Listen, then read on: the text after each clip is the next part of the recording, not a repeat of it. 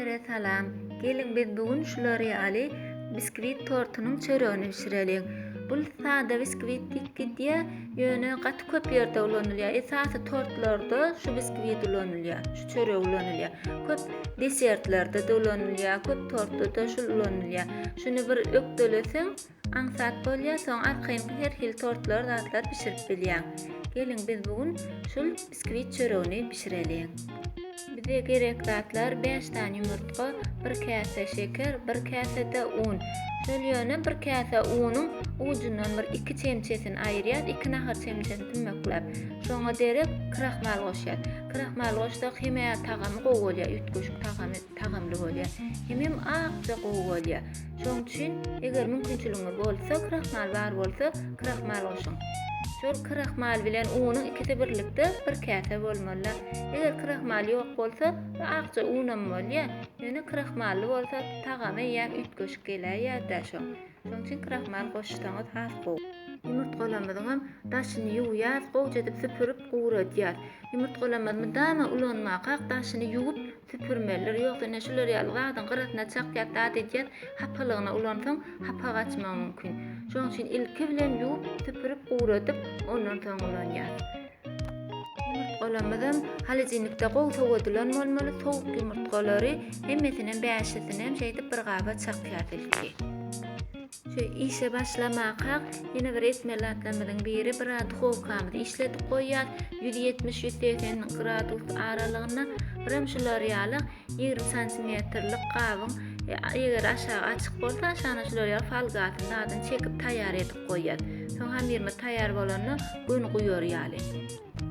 Hamirmy dowam edelim. Yumurtgalaryň hemmesini çakanmadan soň mikserde bulap başlaýar. Şu biskvit çöreğiniň iki görnüşde pişiriliş usuly bar. İki varianty bar. Bir ene şular ýaly töw yumurtgaň ödüni çakyp mikserde bulaýar. Ýene bir varianty yumurtgaň agyny, satyny aýry-aýrylykda mikserde bulap çişirýär. Ýöne mikseriňiz güýçlirak bolsa, ulurak mikser bolsa, bile edeňizde de gowy bolýar. Ýok mikser kiçirak mikser, ruchnoy mikser bolsa, onu agyny, satyny aýratyn etmeli bolýar. Şonu has gowy çişýär.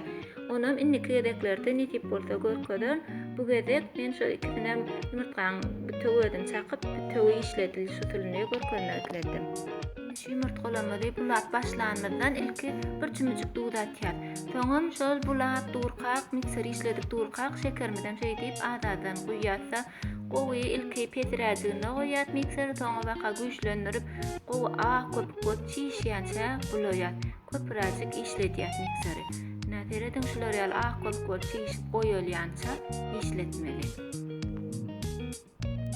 Indi bize mikser gerekden mikser aýrýarsa unumy goşýar. Unumydan şular ýaly elekden elep goşýar. Şonu has gowy çişýär, has içi peşçik bolýar. Soň elenen zatla dip gönök şodurşuna goşmalar, içine bir howa girer ýaly uny elep goşýar. Onu azık vanilin medam atýar. Onun şular ýaly agyş çemçe bilen ýa-da silikon we lapatka bilen emay bilen elle garýar. Ony mikser gerekler, mikserde garsaň çökmek mümkin. Şoň üçin ýuwaşlyk bilen şeýdip elle gowja edip garýar hamirmizi. Hamir şeýdip gowy edip garşdyryp bulanmadan soň şuňa ýaly mana gowja hamir bolan soň indi muny taýýar galymyza goýýar. Galyba goýup 170-180 gradusda bir 35-45 minut duxovkaň aşağı gözüne goýup pişirýär. Hamir duxovka salanmadan soň şu ilkinji 15-20 minut duxovkaň gapysyny açmalylar. Sebäbi ne derece çişip barýanda şonu açdan içine howa gitýär da pissarýar. Şoň üçin ilkinji 20 minuty açman saklamaly. Çöreğiniň pişenini pişmänligini bilmek üçin hem şular ýaly bir zubachistkaçyk alyp şeýdip dürtüp görýän eger şol gowurja çyksa çöp çagaş onna pişdigi, ýok çöp çagaşy hamir ýermeşde öl çyksa onna entek pişmedigi. Onna ýene de bir salym goýmaly. Ol her kimin duxovkasyna da adajyk tapawutly bolýar. Şoň üçin 35-45 minut aralygyna duxovkaňda görä tadlamaly bolýar. Biziň biskvit çöreğimiz pişdi. Pişenden soň duxovkadan çykarýarsa bir 5-3 minut bir öz gabyna goýýar. Onu açyk sowaş ýaramol gabyndan çykaryp beýle ýüzüne agdar goýýar. Şu ýüzüniň pökkü tarapyn gapaga degip gönje düzje bolar ýaly terslikden agdarýarsa togamaga goýýar. Ondan biskvit çöreği gowy sowandan soň daşyna streç kulyonka öreýärse bir halajynykda ýene bir 2 sagat goýýar şu keseňde gönje keseler ýaly pytraman keseler ýaly halajynykda goýsaňam has gowy bolýar. Bisküvit çöreğini pişiremizde içine hiç razırıklıçıl ya kabartma tozu uzatlan hiç koşan neler tebebi yumurtqamı täzece bolsa şonda gowy çişýär hem tagam bolýar gaýta olar goşdum hem birazjyk taralýar çöreğini hem tagam nazajyk ütgetýär ondan şular ýaly şonu goşman etseňiz has gowy bolýar tagamy. Sizem ýasasaňyz noş bolsun, şowly bolsun.